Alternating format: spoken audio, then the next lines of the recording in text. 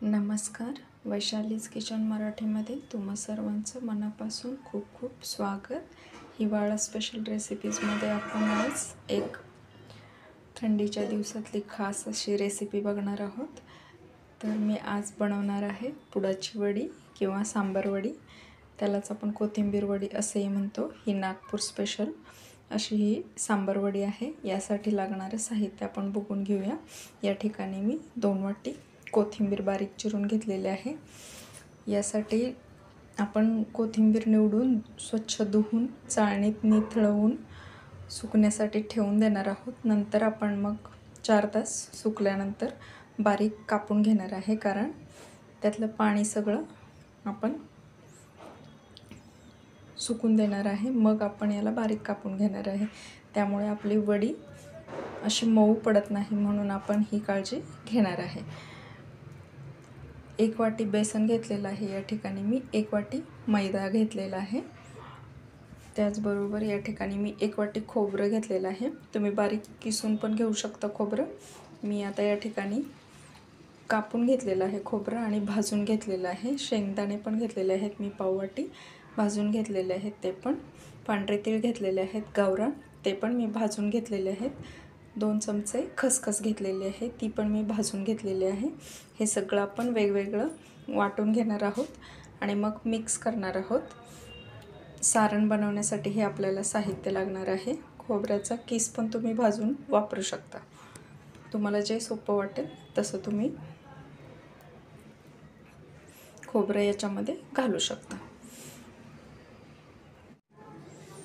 शेंगदाण्याची टरफलं काढून मी जाडसर असे वाटून घेतलेले आहेत शेंगदाणे.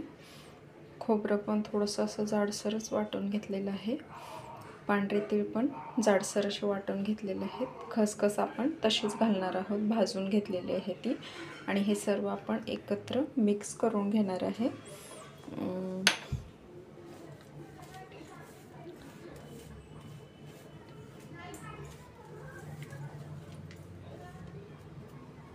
या ठिकाणी हे दोन्ही पिठं पण मिक्स करून घेऊया आपण. याच्यामध्येच 2 चमचे मी कडकडीत तेलाचं मोहन घालणार आहे.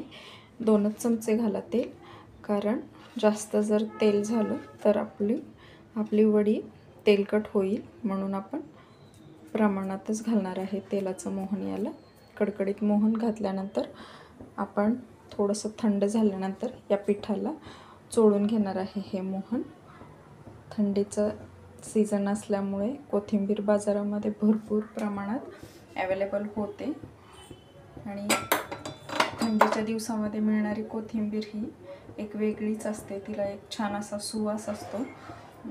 ही सांबार वडी थंडीच्या दिवसामध्येच खूप छान बनते, म्हणून आपण ही बनवणार आहोत आज.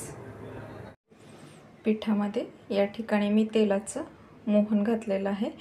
त्याच्यामध्येच थोडीशी हळद घातलेली आहे. थोडासा ओवा पण घातलेला आहे. हातावर असा चोळून घातलेला आहे, म्हणजे त्याचा छान असा सुवास येतो आपल्या वडीला. आणि या ठिकाणी मी कढई गरम करण्यासाठी ठेवलेले आहे. त्याच्यामध्ये थोडंसं तेल घालणार आहे मी आणि हे सारण आपण परतवून घेणार आहे तेलावर. तेल थोडंसंच घालायचं, साधारण एक छोटे 2 चमचे तेल आपण घालून घेणार आहे. त्याच्यामध्येच थोडंसं जिरं घालणार आहे आपण. थोडासा हिंग पण घालणार आहे आपण या ठिकाणी. त्याच्यामध्येच मिक्स केलेलं हे खोबरं शेंगदाणा पण घालून घेणार आहे. असंच थोडा वेळ असं 1-2 मिनिटं आपण याला परतवून घेणार आहे.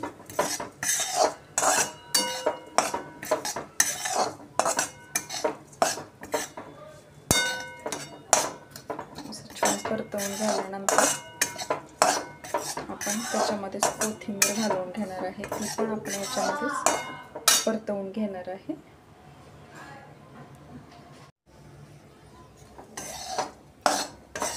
आपलं हे सारण असं थोडंसं परतवून झाल्यानंतर आपण त्याच्यामध्येच कोथिंबीर घालून घेणार आहे.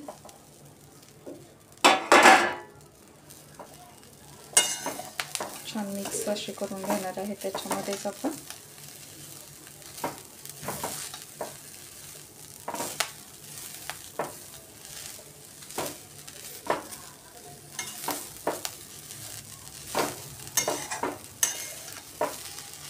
कोथिंबीर आपली कोरडी असल्यामुळे छान मिक्स होऊन जाईल. ह्याच्यामध्ये आपलं सारण पण असं मऊ नाही पडणार आहे. आतापर्यंत आपण मिठाचा वापर नाही केलेला, पण मीठही घालणार आहे आपण याच्यामध्येच आता.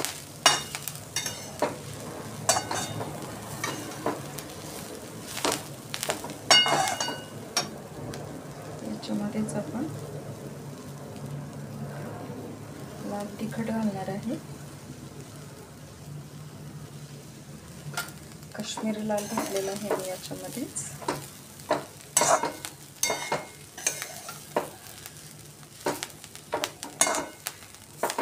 मिक्स करून घेणार आहे आपण.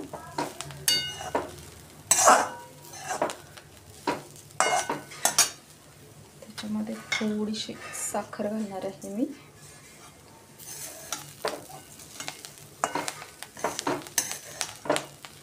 चवीसाठी फक्त घालणार आहे मी थोडीशी साखर. त्याच्यामध्येच एक अर्धा चमचा आमचूर पावडर घालणार आहे मी. तुमच्याकडे आमचूर पावडर नसेल तर तुम्ही लिंबूचा रस पण याच्यामध्ये घालू शकता. साधारण एक अर्धा लिंबूचा रस आपण याच्यामध्ये वापरू शकतो.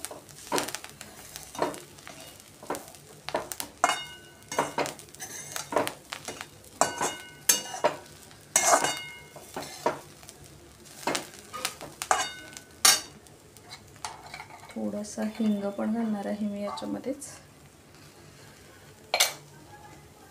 थोडासा काळा मसाला पण घालणार आहे मी, कांदा लसूण मसाला, किंवा तुमच्याकडे जो अवेलेबल असतो तुम्ही वापरताना तो घातला तरीही चालेल. पण मी हा कांदा लसूण मसाला घालणार आहे, त्याच्यामुळे पण एक छान चव वाढते आपल्या ह्या वडीची, म्हणून मी घालणार आहे.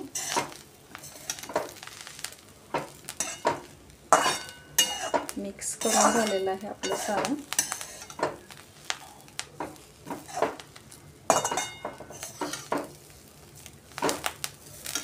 छान असं कोरडं कोरडं झालेलं आहे.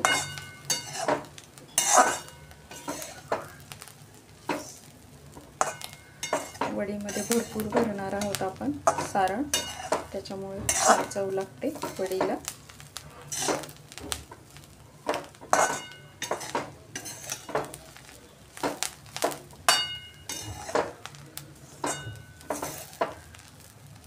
आता याच्यामध्ये आपण चवीनुसार मीठ घालणार आहे.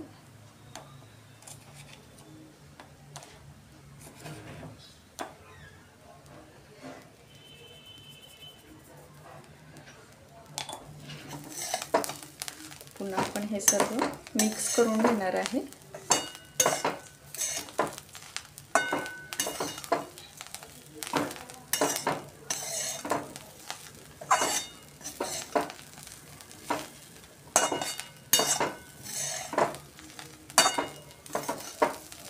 आपलं सारण बनवून तयार झालेलं आहे, बघू शकता तुम्ही.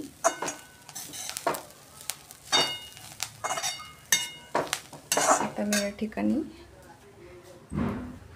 पीठ मळून घेणार आहे, थोडंसं पाणी घालून. पण बेसन पीठ असल्यामुळे आपल्याला जास्त पाणी नाही घालावं लागत. एक साधारण अर्धी वाटी पाण्यामध्ये आपलं हे पीठ मळून तयार होईल. छान सगळ्या पिठाला असं चोळून घेऊया आपण हे तेल.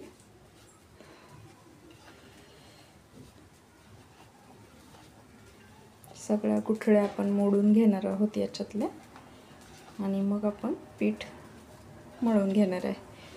चपातीला मळतो आपण पीठ तसंच, पण थोडंसं घट्ट असं मळणार आहे आपण. आणि मग आपण याला एक 10-15 मिनटं मुरण्यासाठी ठेवून देणार आहे. मग आपण याच्या वड्या बनवणार आहोत. आता हे तेल आपलं सगळ्या पिठाला चोळून झालेलं आहे, तुम्ही बघू शकता. आता आपण याला मळून घेऊया. आवश्यकतेनुसार पाणी घालू. आता हे आपलं पीठ मळून झालेलं आहे. थोडंसं 15 मिनटं मी याला मुरण्यासाठी ठेवून दिलं होतं.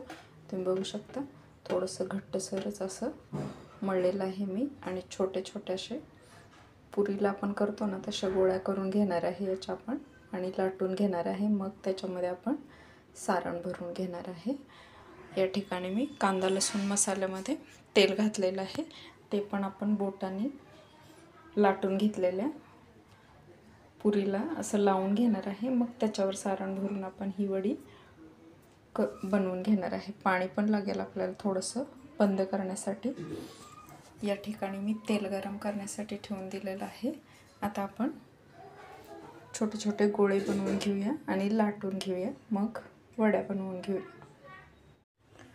मी या ठिकाणी छोट्या गोळ्या बनवून असं लाटून घेतलेल्या आहेत. आता याच्यामध्येच आपण सारण भरून घेणार आहे आणि वडी कशी पॅक करायची, पुड्या कशा बांधायची ते मी तुम्हाला दाखवणार आहे. आता या लाटलेल्या पुरीला मी या ठिकाणी हातानेच तेलामध्ये मिक्स केलेला कांदा लसूण मसाला लावून घेणार आहे. तुम्ही बघू शकता. आणि याच्यामध्ये सारण भरून घेणार आहे मी. आता भरपूर सारण भरायचं आपण याच्यामध्ये.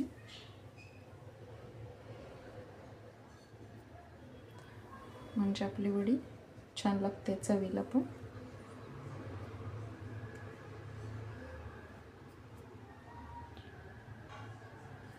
मग आपण याला मिटवून घेणार आहे.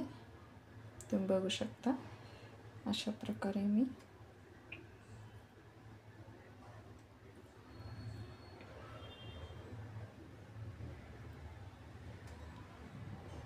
एकावर एक असं ठेवून दिलेलं आहे. पुडी कशी बांधतो आपण तशा प्रकारे याला आपण पॅक करून घेणार आहे.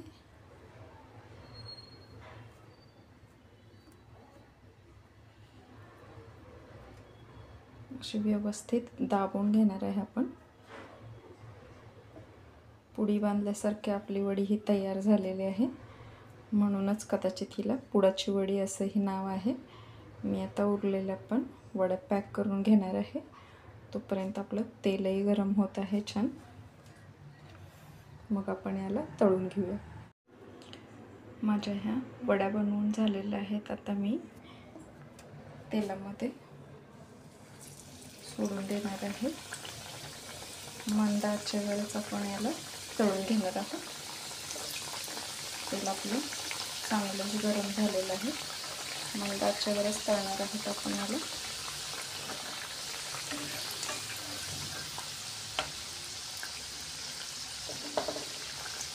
म्हणजे आपली वडी छान अशी क्रिस्पी पण बनते. थोडंसं तेल असं आपण याच्यावरती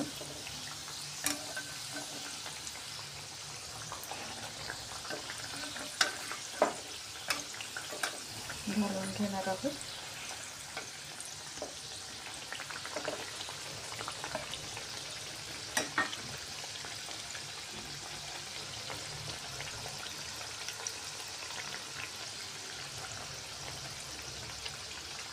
मंद आचेवर आपण थोडा वेळाला असंच तळून घेणार आहे. अशा प्रकारे माझ्या ह्या वड्या बनवून तयार झालेल्या आहेत. तुम्ही बघू शकता किती छान दिसत आहेत.